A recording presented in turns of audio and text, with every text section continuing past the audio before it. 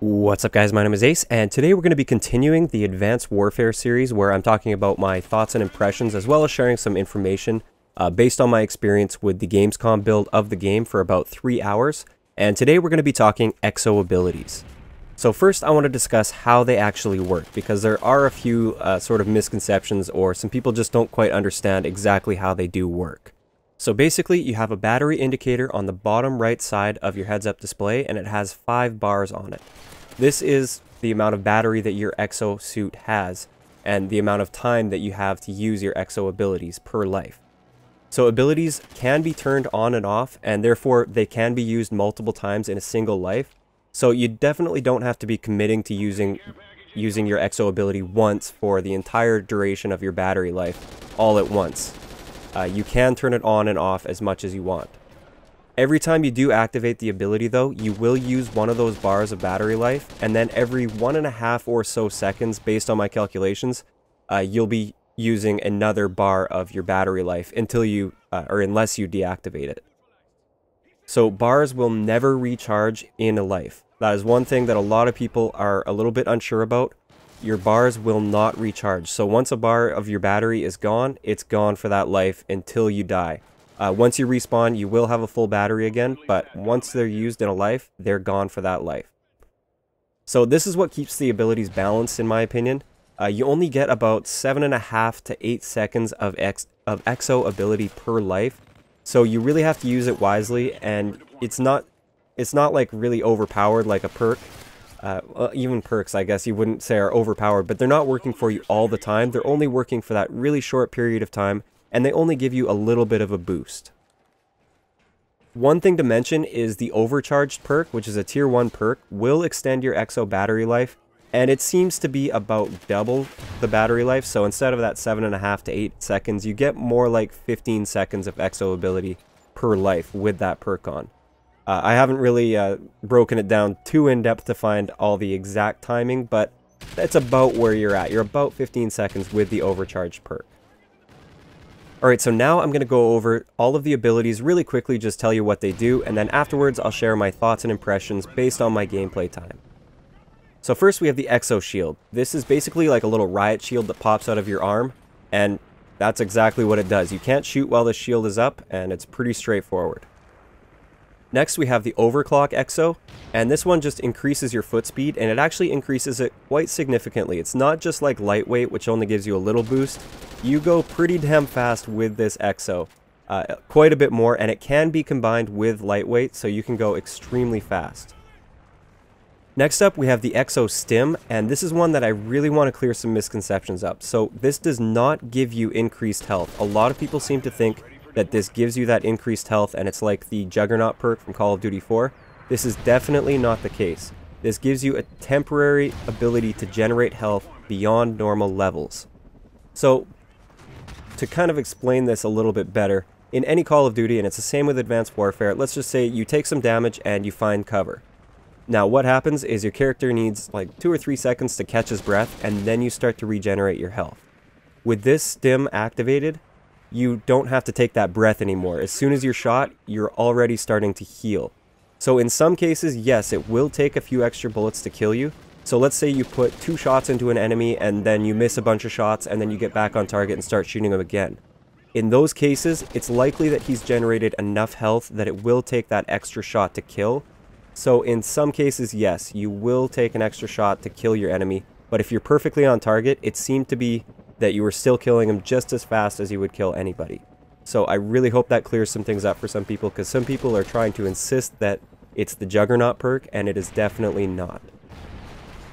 Moving on to the next one, this is the Exo Cloak, and once again there's a few misconceptions about this. This one's actually balanced quite well. A lot of people are nervous about it, but a big thing with this one is as soon as you try to shoot your gun while this cloak is active, your cloak will automatically disable itself.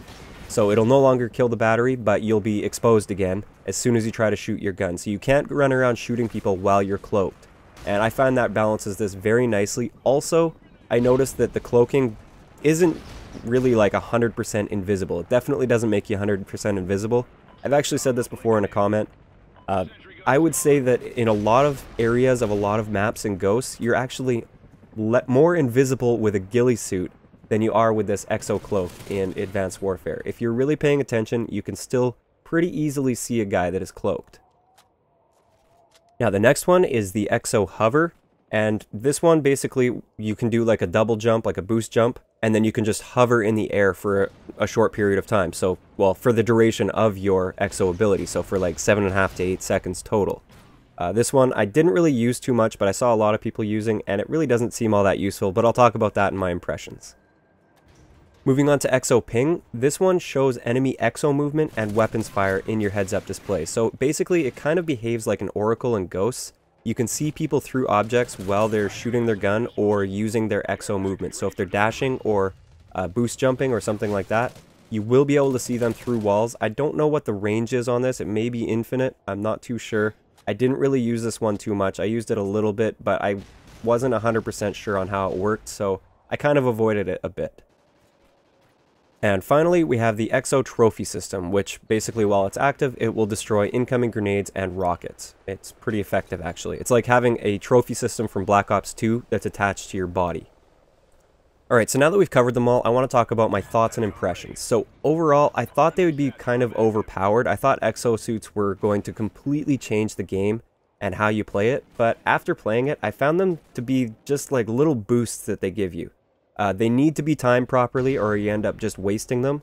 And I found a lot of the time I wasn't even using my Exo abilities because I didn't feel like there were any situations during that life where that Exo would actually help me too much. And I felt like the time it takes to actually activate the Exo, because you have to hit something on your wrist, sort of like calling a kill streak in Black Ops 2. The time that took, I felt it wasn't even worth it to activate that Exo. That's how little power they have, basically. They're not super powerful things. They just give you a little boost.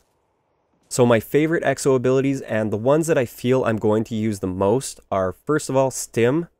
This one's really helpful if you're running through like a really hot choke point or something like that, somewhere where you know you're probably going to take a little bit of damage, because then you're going to heal up instantly. As soon as you pass through that, you'll be able to heal up really quickly. And it's also great if you're like running a flag or you're running the drone in uplink, which is that ball you have to try and throw into the enemy's portal.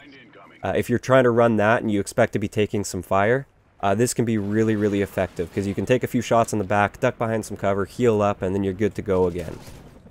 The other one that I think I'm going to use probably the most is Overclock. That's the one that allows you to run faster. This will be great for opening routes. It'll allow you to get to that power position really, really quickly and take your enemies by surprise right at the beginning of a game. And then also, once again, for those objective game modes, so like capture the flag or running that drone on uplink, it just gives you that little boost that will allow you to outrun your enemies, and it'll be really effective in those situations.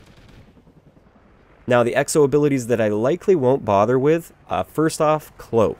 I didn't really feel too effective using the Cloak. Like I said, you can't shoot while you're using the Cloak, and for me, that just doesn't work with my playstyle. I like to be in the enemy's face, rushing around, shooting a lot, and killing a lot of enemies, and the Cloak just doesn't really lend itself well to that playstyle. It may work for some people, but honestly, I feel Cloak is actually a little bit underpowered. Now, the other one that I probably won't use so much is the Hover. This Exo definitely doesn't appeal to me at all. When I saw people using it, it seemed like they were pretty much just yelling, "Look at me, I'm just hanging up here in the sky with absolutely no cover, come and shoot me." I found it was really easy to kill people while they were hovering, and it's really easy to spot them up in the sky, and I don't think it really gave them a whole lot of an advantage. Sure, they have that elevation advantage, but again, they have absolutely no cover while they're hovering up there. As for the other Exo abilities, I'll probably dabble with them a little bit and use them for certain situations or certain game modes, but they didn't seem to be nearly as versatile as Stim or Overclock, so I think I'm going to be sticking to those two. So that's going to wrap it up for today's episode talking about the Exo abilities based on my experience. Let me know in the comment section below, just based on what you've seen, which Exo abilities do you think you guys are going to be using the most? Also, leave me a comment telling me what you want to see me cover about Advanced Warfare, some info that you want me to share, or some of my own thoughts and impressions you want me to share on some certain aspects of the game. If you enjoyed the video, a like rating is always appreciated, and don't forget to subscribe for more if you haven't already. I'll talk to you guys next time.